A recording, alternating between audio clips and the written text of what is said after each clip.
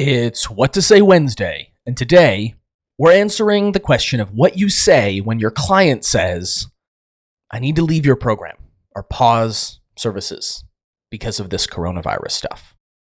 Stay tuned. Welcome to the Client Whisperer Show. I'm your host, Tony Banta, and I am the Client Whisperer. I've spent over a decade running multiple 6- and 7-figure client businesses, and I've learned that the secret to success in a client business comes down to one thing: leadership. Bad client behavior is the enemy, and with the right curriculum, infrastructure, and mindset, you can lead your clients to great success and scale your business the easy way. Oh man, is it a tough time? Whew. We've had to even pause the podcast for a couple weeks because our state government actually locked everything down. So we built a makeshift studio in our home. This is the study in my home. If you're watching the YouTube version of the podcast, which you can get to by going to clientwhisperer.show/30. There's a link right there for the YouTube episode, but you can see all of my books, all of my library. Some of them are even out of order. But this has been a tough time for so many people. One of my best friends, his dad is actually in the ICU with the coronavirus. And for as many people are affected by the disease itself, there are millions more worldwide affected by what has essentially been a global economic shutdown, at least in traditional markets. A lot of online business owners are much more insulated from that. In the case of our business, we haven't lost a single client. We haven't lost a single dollar of revenue due to the coronavirus, which puts us in a very lucky place. That might not be true as time goes on, but for right now, that is true. And that's some of what we wanted to talk about today, is how do you lead your clients through this time? Because clients need leadership more than ever. This is a really tough time, not even because of the specific changes or the threats or the things that people are scared about. It's a tough time because humans don't often deal well with change. And there's so much change from eating habits. We can't eat at restaurants in so many states across the United States and so many countries across the world. We can't visit friends. We can't spend time doing the things that we're going to do. We were supposed to leave in a couple weeks to go to a mastermind in California with some phenomenal friends.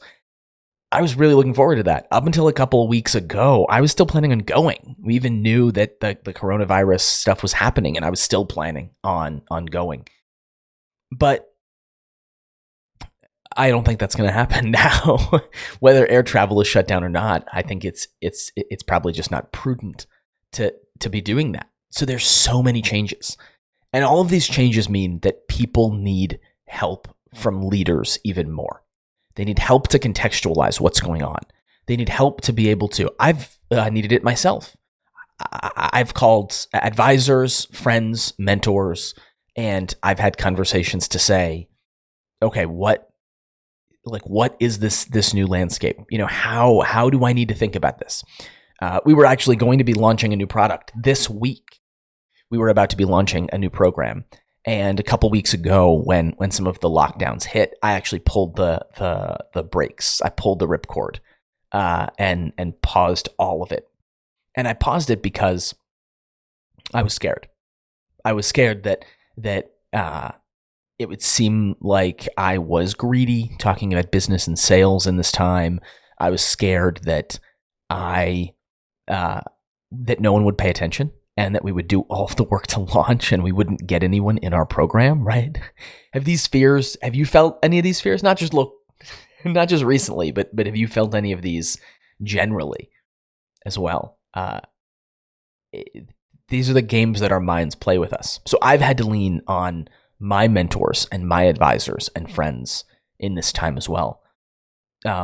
I've talked about him on the show before. We'll work to get him on as a guest. But one of my best friends is a professional magician and comedian. He has a comedy magic mind reading variety show that he travels all around the world doing, and he's been shut down.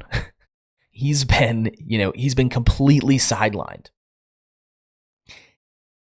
Because that's the kind of business that you need gatherings of people. You need to be able to travel. Now, he's been doing something interesting with that, and I'm going to circle back to this in a little bit in this episode. But the point of this episode is, what do you say to your clients when they say, I need to pause my subscription, my services, I need to leave your program.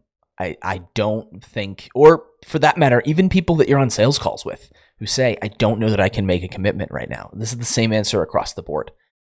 And the answer is, broadly, generally speaking, you need to be the voice of reason. You need to be the leader that they want, that they need in this time. So you need to step up and be the kind of leader that they may not even know that they need. And the way that you do that is a few things. I'm going to give you 3 steps. 3 steps to be able to lead them effectively through this. Step 1 is you need to be the calmest person in the room. You need to be unwavering by what's going on. Now, that doesn't mean that you don't have your own emotional reaction to this, right? When I'm on with a client, I'm as calm can be when I'm on with a client. You can ask my wife. I had a little bit of a breakdown this last weekend. I had a little bit of a moment myself where I was like, everything feels terrible. Like everything feels awful. But that's okay. I'm not ashamed of that. I felt my feelings. That's part of the process for me to be unwavering when I'm on the phone with people who it's my job to lead, is that I have to feel my feelings in those times. I have to lean on my family. I have to lean on my advisors. That's the right place. That's the appropriate place for me to have those conversations. Because when I'm on with clients, I'm locked in. I am dead set. I'm serious as serious can be. For me to help them, and this is thing number 2, is that thing number 1, calmest person in the room. Thing number 2, you need to care about them. Not them that's freaking out, not them in the moment. You need to care about the broader version of them. You need to care about the version of them that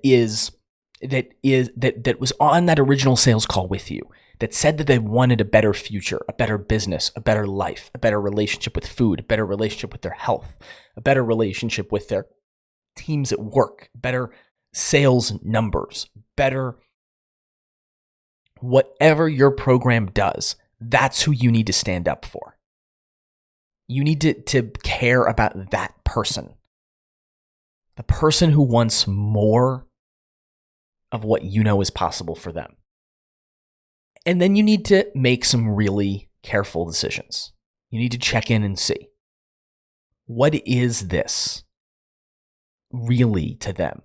Are the changes really affecting them? Do they have opportunities that are in their blind spot because of the position that they're in right now, because of how they're feeling, because of the state that they're in? Are there solutions that are trapped inside of their blind spot? And you need to highlight that to them. This is the tough work. It's a lot easier to just say, okay, yeah, you're pausing, bye. That's way easier than to really engage with them and have a conversation. But if you're a longtime listener of the show, then you know engaging with them gets you the best client results. It also gets you the highest client retention, the highest referrals, raving fans, and a business that you genuinely enjoy having. And that brings me to thing number 3, is you need to protect you and your business. If you have a contract that says that they're not allowed out of the contract, and you should have standards, you should have boundaries, you should have contracts with your clients, then that should be the first layer of the conversation. Not that you want to reference the contract all the time, but it's good to have those so that clients can't just cut and run. so that you can pull them back on the phone and do the first two things, so that you can set a boundary and you can have the conversation to find out what is right for them. I'm super generous with clients, letting them out of contracts, giving them extra time. I try to be super generous when it's the right thing for them. When it's not the right thing for them, I don't care if they hate me. I don't care if they leave a bad review. I don't care about any of those things. I'm not afraid of any of those things. You know what I'm afraid of? I'm afraid that out of fear, I won't show up and be the leader that my clients need. That's what I'm afraid of. That's what is really there to be afraid of. Because everything else, if you show up, you protect those boundaries so that you can determine what the client really needs and stand up for that better version of your client. And you're the calmest person in the room. You will lead them to the best decision for them in the program. You will also retain the highest number of clients. This isn't about retention. This is really about service. This is really about, for the vast majority of you, clients are not better off to leave.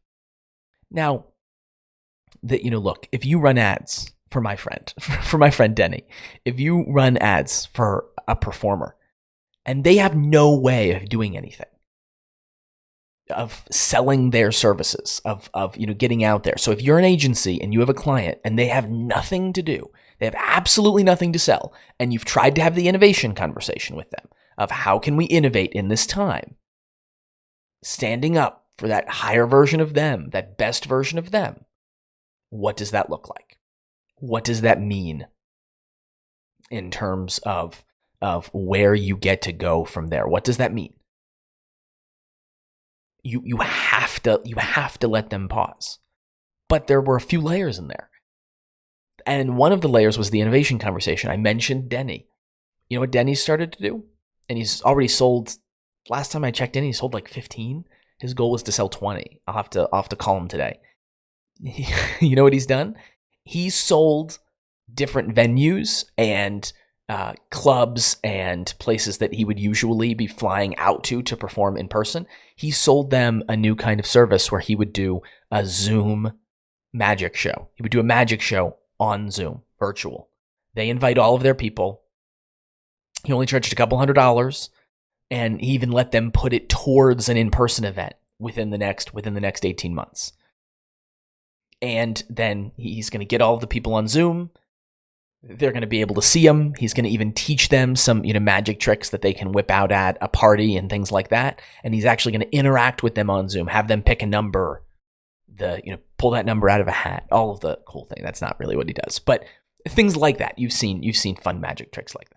Pick a card, and then he does something with the card. All of that on Zoom, live, with groups of people, socially distanced. That is the kind of thing, if he can do that in his market, then I guarantee there's opportunities for your clients to be able to do what they need to do.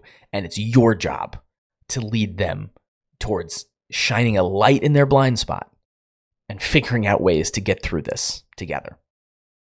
That's what's going to get you amazing client results, amazing client retention, and clients who thank you for standing up for them when it was way easier to just let them go. I hope this has been helpful.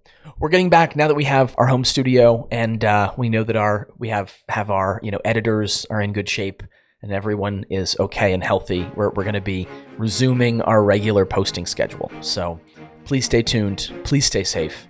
And thanks for tuning in to the Client Whisperer Show. Talk soon.